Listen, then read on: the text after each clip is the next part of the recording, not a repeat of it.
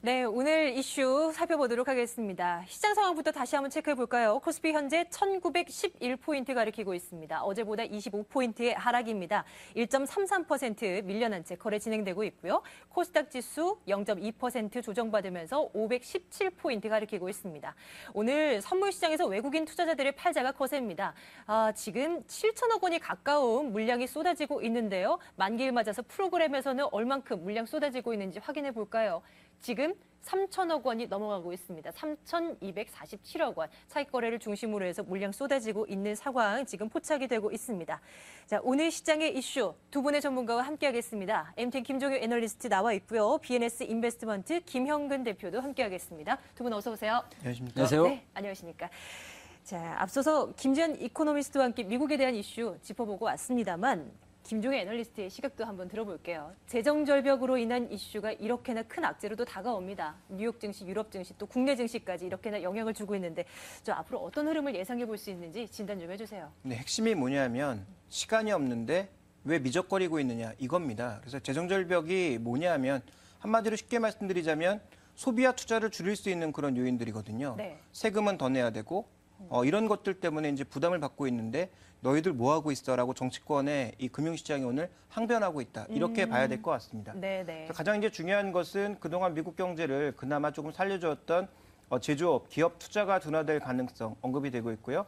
또 소비, 주택을 중심으로 해서 빠르게 개선되는 모습이었는데 이것이 둔화될 가능성이 지금 언급되고 있다는 거고요. 또 하나 어제 나왔던 여러 가지 뉴스 중에 제가 가장 주목하고 있는 것은 그린스펀의 워딩입니다. 이 그린스펀의 얘기는 결국 재정절벽, 대통령이 뽑혔다고 해서 당장 되는 게 아니다라고 언급을 했거든요. 네네. 우리가 주목해야 되는 건 뭐냐면 과거의 그린스펀은 FRB 의장으로서 미국 경제 전반을 대표하는 사람이었지만 지금은 그 사람이 이끌고 있는 이 펀드, 그러니까 일종의 부자들의 시각을 대변하고 있는 사람이거든요. 그러니까 네. 그린스펀의 워딩은 부자들의 시각을 그대로 반영하고 있다라고 볼 수가 있겠는데 이 부자들의 시각은 못 믿겠다라는 것이죠. 그래서 이것이 시장에 부담이 되고 있는 것이고요. 시간이 얼마나 없는지는 준비된 그림을 통해서 확인해 보도록 하겠습니다. 네. 그림을 통해서 보면 지금 이 레임덕 세션이 들어가고요. 이 레임덕 세션이 12월 중순에 마감이 되는데 이제 하원 의장의 얘기는 레임덕 세션 동안에는 할 수 있는 게 없다. 이렇게 네네. 얘기가 나오고 있거든요. 그러면 실제로 이제 재정절벽이 들어가는 시기가 2012년 12월 31일 날 발효가 되고 네. 1월 3일 날 의회가 시작되는데 그렇다면 이 기간 안에 과연 언제 끝낼 거냐라는 거죠. 레임덕 세션 안에 끝낼 거냐? 네네. 12월 말 안에 끝낼 거냐? 합의를 한다면 민주당과 공화당은 각각 얼마씩 양보를 할 거냐? 네네. 이런 부분들에 대한 논란이 끊임없이 좀 이어지고 있는 거고요. 또 하나는 이제 돈이 없다라는 겁니다. 이미 말씀드렸습니다만 미국 정부 부채 한도에 거의 다다른 상황이죠. 물론 3개월 연장할 수 있고 또한 추가적인 돈이 남아있는 상황이기 때문에 어느 정도의 운영은 가능하다. 그래서 3월까지 연장은 가능하지만 이게 3월까지 가게 되면 뭐 굉장한 악재라고 봐야 되기 때문에 결국은 말씀드렸다시피 돈도 없고 시간도 없는데 빨리 좀 서둘러 달라라고 하는 것을 미국 금융시장은 그대로 표현했다라고 볼 수가 있겠고 이것이 오늘 뭐 포장돼서 나오기에는 롬니 수혜주들이 급락했다 뭐 이렇게 포장돼서 나오고 있는데요. 네네. 결국 제가 보기에는 그것은 이제 언론의 포장에 불과한 것이고 실제로는 시간 없고 돈 없으니까 빨리 하자 이것이라고 볼 수가 네. 있습니다. 그러면 이렇게 주식시장이 항변을 하고 있는 상황인데 이런 움직임이 조금 더 이어질 것이다라고 생각을 하시는 건가요? 이 결론이 나오기 이전까지는 단기적으로는 이어질 수가 있겠죠. 그래서 뭐 금요일 미국 시장은 뭐 소폭의 반등을 할 수도 있을 것 같은데 네. 반등의 폭이 제한적이라면 여전히 변동성이 좀 남아있는 국면으로 봐야 될 것 같고요. 네네. 그렇다면 이제 주식시장으로 돌아와서 과연 오바마 수혜주들이 계속 오를 수 있을까? 이 부분이 이제 초점이라고 봐야 되겠죠. 그렇습니다. 참 하루 사이에 분위기가 이렇게나 바뀝니다. 어제는 오바마 대통령이 이제 당선이 됐다, 재선됐다라는 얘기가 들리면서 오바마 수혜주 한번 볼까? 시장 한번 볼까?라고 얘기를 했었는데 그 오바마 대통령이 재선에 성공하면서 우리가 관심 있게 보자라고 했던 종목들 그동안 참 많았습니다. 그리고 어제도 그랬고 그저께도 그랬고 한번 짚어봤어요. 그런데 오늘 시점에서 다시 한번 살펴볼까요? 네, 이제 중요한 것은 역사적으로 두 가지를 살펴볼 필요가 있는데요. 민주당이 집권했을 때와 공화당이 집권했을 때 과연 어느 때가 더 좋았는가? 이미 제가 말씀을 네. 드렸는데 그림으로 살펴보도록 하겠습니다. 평균을 내보면 성장률 기준으로도 민주당이 훨씬 좋았고 물가도 민주당 시기에 안정적으로 운용이 됐습니다. 실제로 이제 작년 대비해서 정부 지출과 GDP의 변화도 민주당 쪽에 조금 더 나은 모습을 보여왔습니다. 그래서 오바마가 된 것은 뭐 장기적으로 봐서 그렇게 나쁜 일은 아니라고 볼 수가 있겠고요. 또 하나 이제 오바마가 과연 이 당선이 되었을 때 그리고 민주당 정부가 들어섰을 때 어떤 업종들이 시장에 강세를 보였느냐 이 부분을 조금 살펴볼 필요가 있겠는데 주로 이제 경기 소비재, IT 같은 것들이 국내뿐만 아니라 미국에서도 강세를 보였다라는 거죠. 네. 그래서 이런 관련 종목군들의 관심이 굉장히 많이 가고 있는데 실제로 오바마의 공약 상황을 살펴보게 되면 셰일가스 관련된 일자리 창출 그리고 2035년까지 전기 사용량을 클린 에너지로 대체한다라는 점 이런 부분들이 굉장히 중요한 점이고요. 또 재생에너지 기업에 대한 세금 우대를 지속하겠다라는 점 그리고 2014년까지 미국은 수출을 2배로 늘리겠다라는 점 이런 부분들이 우리가 좀 주목을 해봐야 되는 부분입니다. 그래서 네네. 수혜를 받을 수 있는 종목군들은 셰일가스 관련주 중에서는 오늘도 비교적 강한 한국가스공사라든지 BHI, 휴스틸, 스틸플라워 같은 강관주를 한번 살펴보실 필요가 있을 것 같고요. 헬스케어 관련주 중에서는 뭐 여러 종목군들 언급이 되고 있습니다만 제가 보는 시각에서는 LG생명과학과 셀트리온 정도만 관심을 가지시는 게 좋을 것 같고 IT 쪽에서는 삼성전자와 LG디스플레이, 일진디스플레이, 솔브레인 같은 종목군들이 일부 수혜를 받을 것으로 예상이 되고 있고 네. 자동차는 현대차, 한라공조, 만도, 현대위아, 글로비스 같은 종목군들이 상당히 강할 것으로 예상을 하고 있습니다. 그린에너지 쪽에서는 OCI가 아니라 삼성 SDI를 꼽았는데요. 그 이유는 미국이 지금 이 굉장히 땅덩어리가 넓지 않습니까? 그리고 우리 기준에서 보면 노는 땅도 굉장히 많고요. 이제 그런 땅에 주로 만들어지고 있는 이 태양광 관련해서는 우리 시장에서 주력으로 밀고 있는 폴리실리콘 기준이 아니라 방막형 전지들입니다. 그래서 방막형 전지 쪽으로 삼성 SDI가 적극적으로 진출하고 있고 과거부터 이쪽 기술을 계속 추진하고 있었기 때문에 OCI보다는 오히려 삼성 SDI가 그린에너지 쪽에서는 좀 더 좋지 않을까라고 판단하고 있고요. 네. 그리고 뭐 태광이라든지 성광밴드처럼 실제적으로 이제 풍력이라든지 아니면 여러 가지 플랜트 사업에 부품으로 쓰일 수 있는 종목군들의 단기적인 수혜는 이어질 수 있다라고 판단하고 있습니다. 오바마 재선 관련 수혜주를 짚어볼 때 자동차도 원래 점검을 해주셨었나요? 자동차를 보고 있는 이유는 네. 오바마가 하고자 하는 바가 뭘까요? 결국은 미국 경제를 살리고자 하는 거거든요. 그러면 어떤 기업이든 미국 내에 들어와서 미국의 고용과 미국의 경제를 불러일으키는 그런 기업에 대해서는 그럴 수 있다면 수혜를 보일 수 있다라는 거죠. 그래서 현대차의 이제 성장이 빠른 속도로만 나타나지 않는다면 네. 현대차에 대한 압박을 추가적으로 강화하기보단 미국 내 공장은 원활하게 돌아갈 가능성이 좀 더 있지 않나. 그래서 지금 재고가 없는 상황이기 때문에 가동률을 높여야 되거든요. 그래서 그런 측면에서 관심을 가져봐야 될 것 같고 또 이제 파업 기간 동안에 놀았던 부분들을 메꿔야 되기 때문에 그 부품들을 CKD나 부품들을 나를 수 있는 현대글로비스 같은 종목군들도 네네. 주목을 해야 되지 않을까 이렇게 보고 있습니다. 예. 자, 이제는 김영근 대표의 의견 좀 들어볼까요? 오바마 대통령의 재선에 따른 수혜주 찾기에 이제 혈안이죠. 그런데 이 가운데서도 종목별 시각은 전문가마다 제각각입니다. 김영근 대표께서는 어떤 종목들이 괜찮을 거라고 보십니까?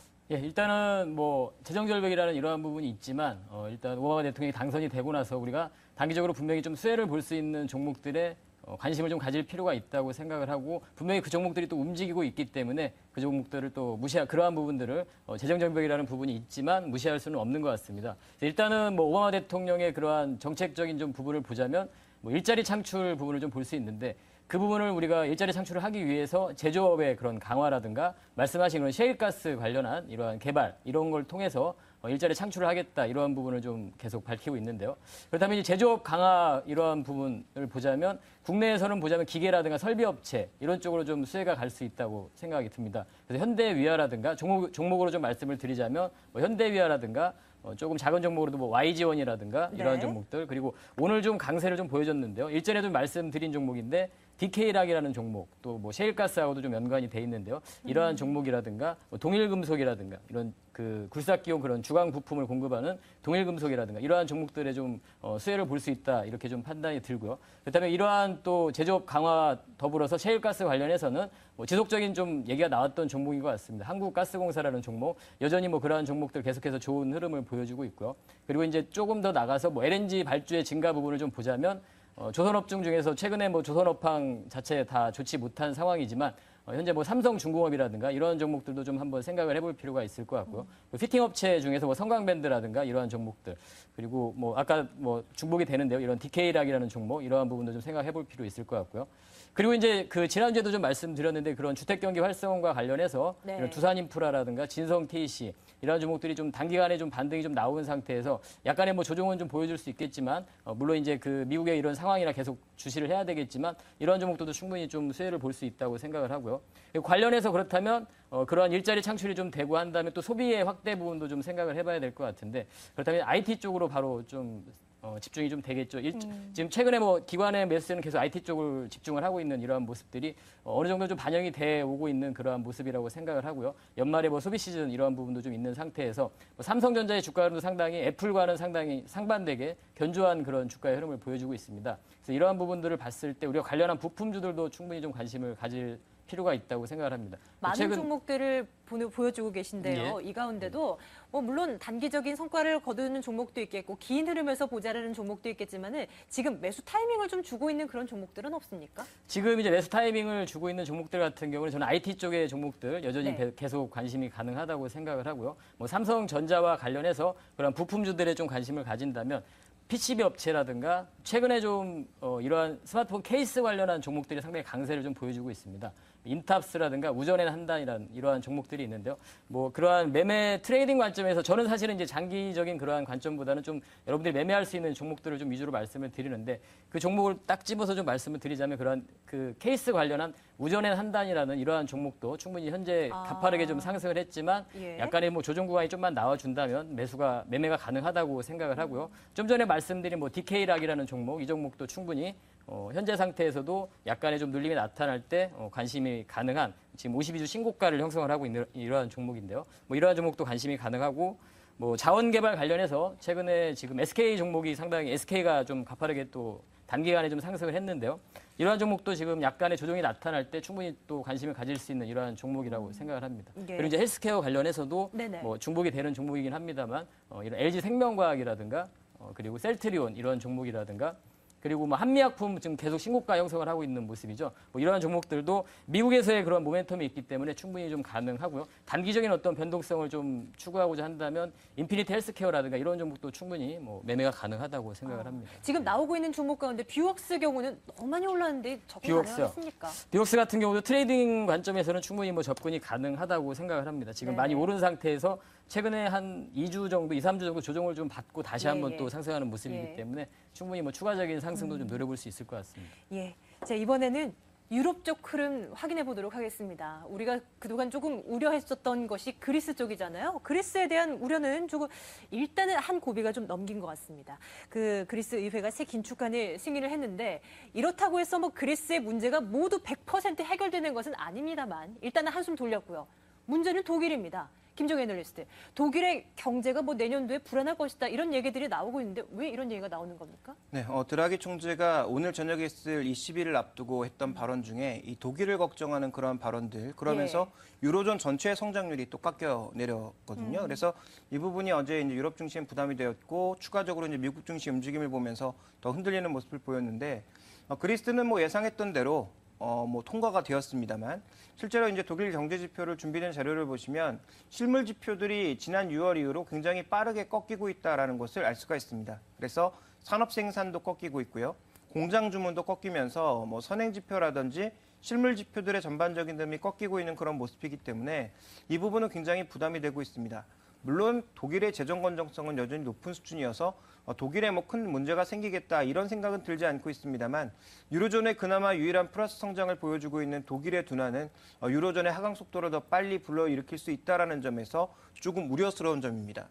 그러면 이제 유로존이 다시 한번 또 문제를 일으킬 것이냐? 네. 단기적으로는 뭐 그럴 수 있을 것 같은데요. 그렇지만 조금 길게 보면 우리가 이 4분기 말이나 1분기부터는 오히려 유로존 이슈의 급격한 그 퇴화 가능성을 좀 염두에 둬야 되지 않나 이렇게 생각을 하고 있는데요. 그렇게 보고 있는 이유는 두 가지입니다. 첫 번째로는 이제 유로존도 재정 동맹을 생각하고 있습니다만 재정 동맹의 첫 번째 단계라고 볼 수 있는 은행 동맹을 지금 현재 실시하고 있죠. 네. 이 은행 동맹이 실제로 이제 가동되는 시기는 아마 이제 스페인과 맞물려서 들어갈 것으로 생각되고 있습니다만 늦어도 내년 1월 전에는 출발이 될 것으로 예상이 되고 있고요. 그렇다면 이제 부실은행들은 은행감독기구의 이 추천을 받게 되면 부실은행을 ESM에서 직접적으로 지원할 수 있는 그런 여건들이 마련되기 때문에 네네. 이와 관련돼서 한 가지를 주목해 볼 필요가 있겠고요. 자, 두 번째로는 스페인 배드뱅크 일정입니다. 스페인도 이제 아직까지 구제금융, 전면적인 구제금융을 신청하지는 않고 있지만 지금 준비된 자료에서 뭐 다른 건 보실 필요가 없겠고요.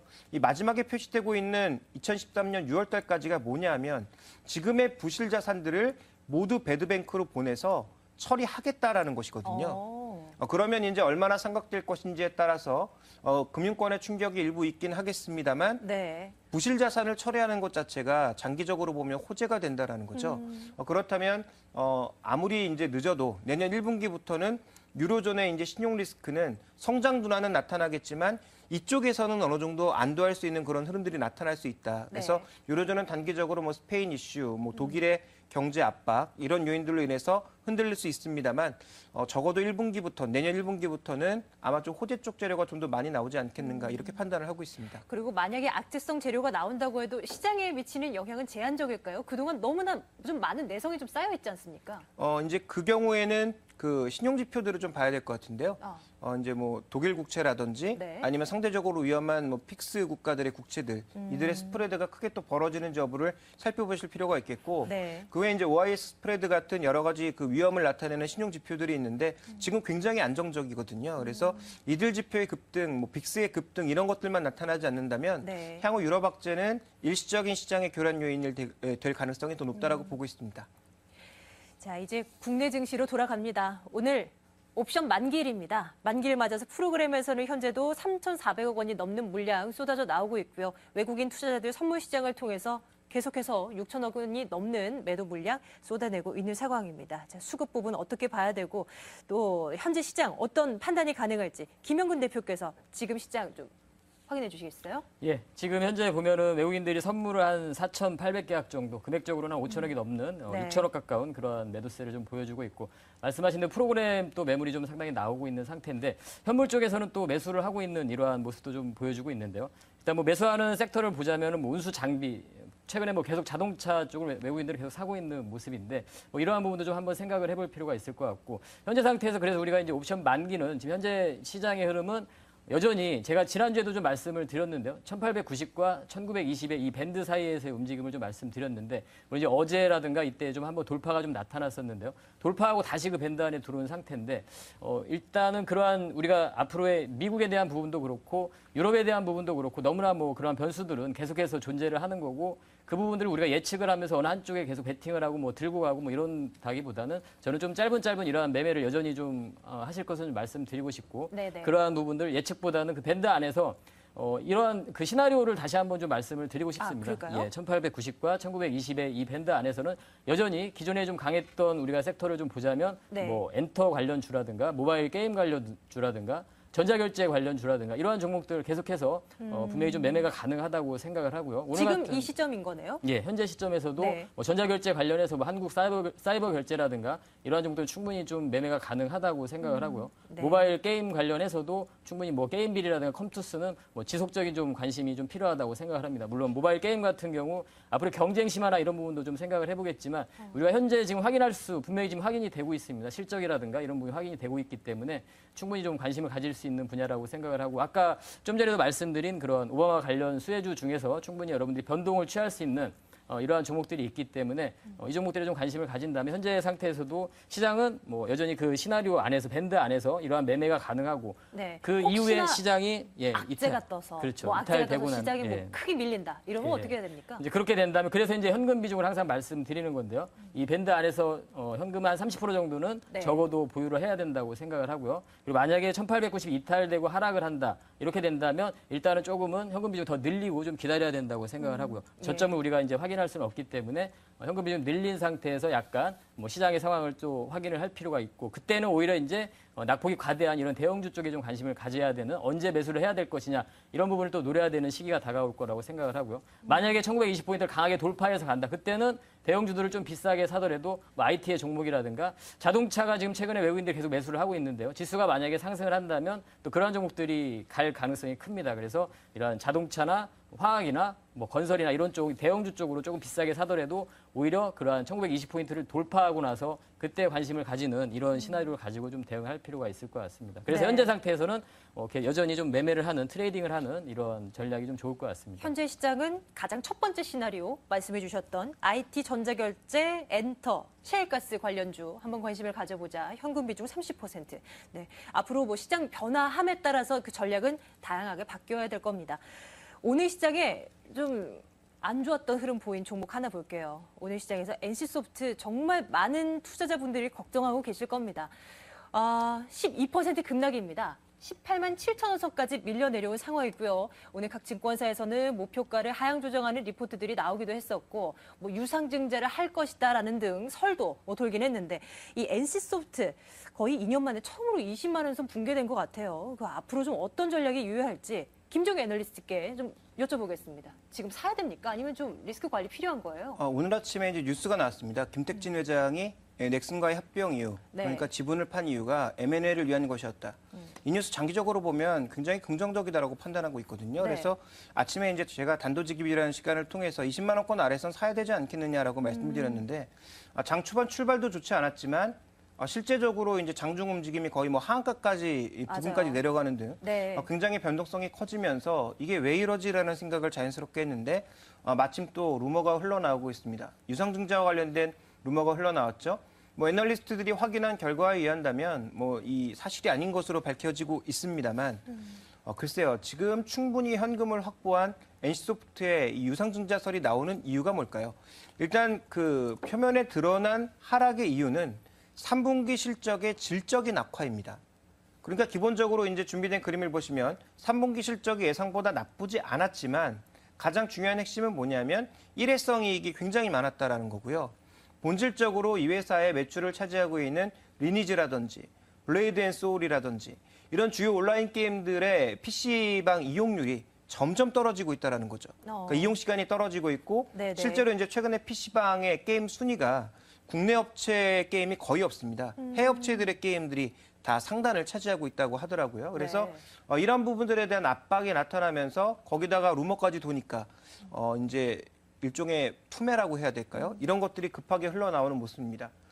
지난번에 한번 언급드린 적 같은데 첫 번째 투매는 동참하는 것이 맞다라고 판단하고는 있습니다만 현재 이 가격은 그래도 너무나 싸다라는 거고요. 그리고 4분기에 전반적인 움직임 보시면 실적이 크게 개선될 가능성은 여전히 열려 있다라고 판단하고 있습니다.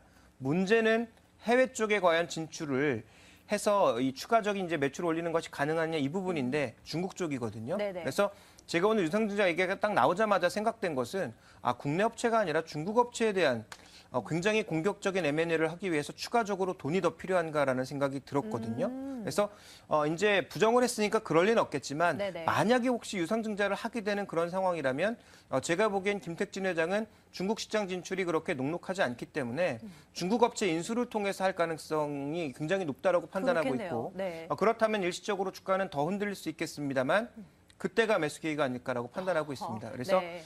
전체적으로 지금 모든 종목군들이 가장 어두워 보일 때가 바로 이제 황혼이라고 이제 새벽녘이라고 네네. 이제 황혼역에는 이제 어두워지는 거지만 이 새벽녘에는 오히려 밝아지는 거거든요. 그래서 과연 추가적인 악재가 더 나서 더 빠진다면 그때는 더 공격적으로 사야 될 것으로 저는 개인적으로 판단하고 있고 실제적으로 지금 이 종목의 PR 밴드를 보시면 4분기 예상대로의 실적만 나온다면 지금 PBR 밴드는 2008년 이후에 최저점 수준까지 내려온 겁니다. 그리고 4분기에는 사상 최대 실적을 현재 예상을 하고 있거든요.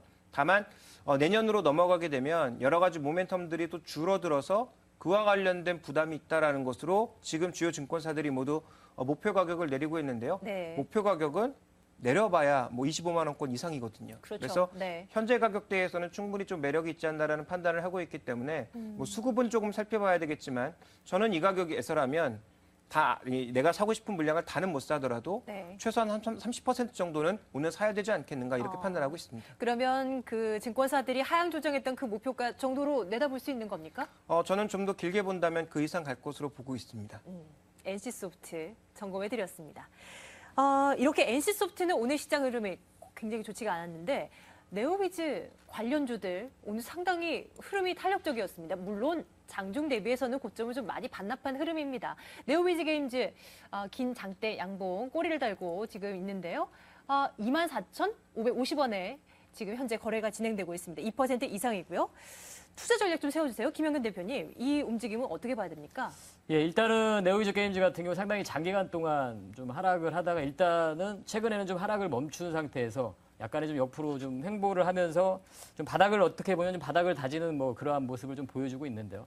최근에 이제 이러한 흐름은 바로 네오비즈 인터넷과 이제 합병 부분이 좀 가시화가 되면서 진행이 되면서 이러한 흐름이 좀 나타나고 있는데 일단은 그 네오비즈 인터넷과의 합병 부분을 이 이제 온라인 게임 쪽에서의 좀 그동안 부진했던 부분을 바로 이제 모바일 게임 쪽으로 NC소프트도 사실은 좀 약간 뭐 연관이 있지 않나 이 게임 산업에 대한 부분이 약간 모바일 게임 쪽으로 많이 좀 변화가 되면서 네. 이러한 부분들이 좀 이 네오비즈 게임즈 같은 경우도 새로운 좀 성장의 동력을 찾고자 이제 인터넷과 좀 합병을 한다고 생각을 하는데요. 근데 아직까지 그 부분을 막연하게 좀 기대하기에는 조금은 어렵지 않나 이렇게 좀 개인적으로 좀 판단이 들고요. 왜냐하면 이제 네오비즈 인터넷 같은 경우 현재 그 매출 비중을 보면 상당 부분이 그 음악 서비스죠. 벅스 그 멜론이라는 그러한 그 음악 서비스를 하고 있기 때문에 그러한 매출의 대부분을 그 부분을 차지하고 있기 때문에 이 부분이 게임에 대한 부분은 벅스뮤직이죠. 이 부분을 차지하고 있는데요. 게임에 대한 부분은 실제적으로 한 매출의 비중이 한 10% 정도 이 정도밖에 차지하지 않습니다.